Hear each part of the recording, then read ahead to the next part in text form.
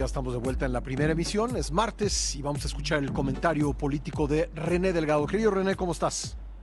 Bien, Pascal, saludándote a ti y en particular ahora sí que el auditorio de allá de Puebla, Pascal. Oye, Pascal, bueno, quizá como pocas veces ocurre y en medio de una densa atmósfera, estos días se ha dejado ver con crudeza la siempre difícil relación prensa y poder. Sin embargo, creo que la atención se está concentrando en un lado del problema, pero no en el otro. Y antes de señalar un lado y el otro, Pascal, creo que de entrada cabe decir que esa relación prensa-poder nunca ha sido fácil por una simple razón. Al periodista le corresponde cuestionar al poder y al político ejercerlo. Y obviamente no siempre es bienvenido el cuestionamiento sobre la forma en que se desempeña, se ejecuta o se realiza una función, un oficio o una tarea. La crítica no se entiende como un aporte para mejorar. Tal situación se advierte en el choque entre el presidente de la República y el diario estadounidense The New York Times, cuyo derrame alcanza al conjunto del gremio periodístico, así como al de la clase política. Prueba de ello, bueno, los señalamientos generales que se han hecho sobre la prensa, como la divulgación de números telefónicos, no solamente de los directamente involucrados, sino incluso de familiares o de otros políticos que poco tienen que ver con lo sucedido. Y por lo que se puede decir de salida, Pascal, se puede anticipar que de no ser atemperado ese choque, su consecuencia puede contaminar el desarrollo de la campaña presidencial que está a punto de iniciar y complicar aún más esa relación prensa-poder que no ha sido cordial, y así hay que decirlo, a lo largo del sexenio.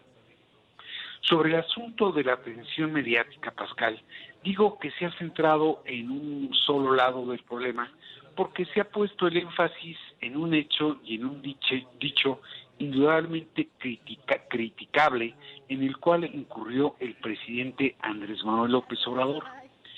En el marco del enfado presidencial por el cuestionario al que no sin razón lo quiso someter con plazo perentorio la corresponsal del diario The New York Times, Natalie Kritoff, y luego por el reportaje que esa periodista y su diario publicaron, el mandatario divulgó un dato personal de ella, como lo es su número telefónico.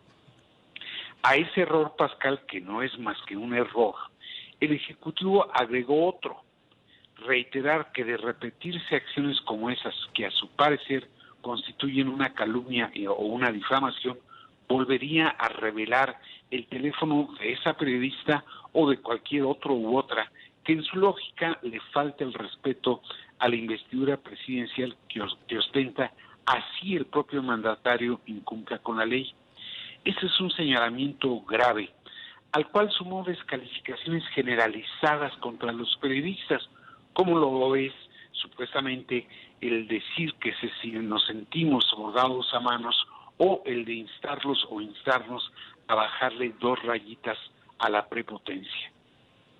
Tal hecho y dicho, Pascal, constituyen un exceso por parte de la figura más importante y debo decir poderosa de nuestro sistema político, como lo es el presidente de la República, quien juró guardar y hacer guardar la Constitución, y con ello las leyes, como dice el dicho, y las leyes que de ella emanen.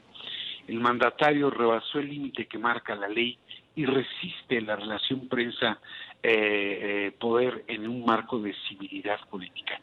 Ahora, dicho lo anterior, Pascal, el otro lado del problema que no se aborda con la misma atención que he mencionado es el relativo al del profesionalismo del reportaje publicado por The New York Times.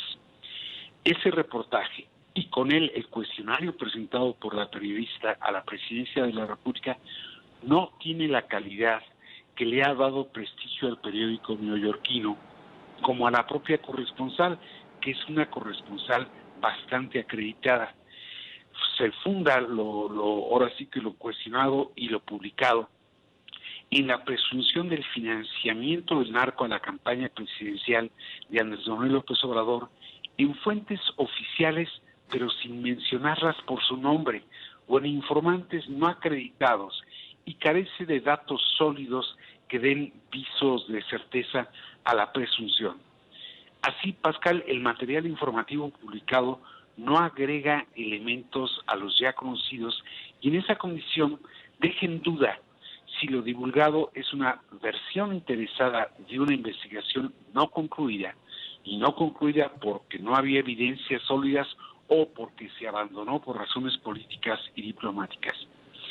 Esa duda creo que ha sido parcialmente aclarada, pero subrayo parcialmente aclarada, por autoridades de Estados Unidos y del propio embajador en México, Ken Salazar, cuyo dicho tú reportaste en la primera hora de la edición, de la primera emisión del noticiario.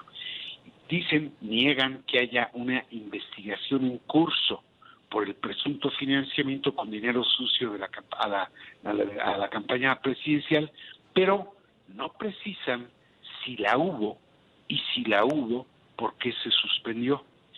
Pero en todo caso, Pascal, creo que hay que poner los dos lados del problema, porque el choque visto y el tratamiento que tuvo y que ha tenido y que sigue teniendo deja un mal sabor de boca justo cuando por el carácter de las elecciones se van a subrayar las diferencias y la relación prensa-poder civilizada es un ingrediente fundamental en una democracia, Pascal. Pues sí, y digo ahí, por lo que tú nos dices, el presidente pudo haberse centrado en el contenido, incluso pudo haberlo respondido mediante una carta, pero decidió convertir el cuestionario y luego el reportaje en un casus belli, y además al hacerlo pues cometió, yo no sé si llamarle falla, porque luego dijo que lo volvería a hacer, entonces una falla pues no es algo que uno repite, ¿no? Entonces creo que era muy sencilla la respuesta, y con esto concluyo, y realmente lo enredó el presidente. Mira, yo creo que es parte del enfado, porque se tocan capítulos centrales en la vida de uno como lo es el de la familia, pero aún así, con lo que tú dices, Pascal, es cierto, se requiere ecuanimidad, y en la política y en el ejercicio del poder más todavía. Sí. Pues René, gracias por el comentario, te mando un abrazo. Otro de vuelta, Pascal. Gracias.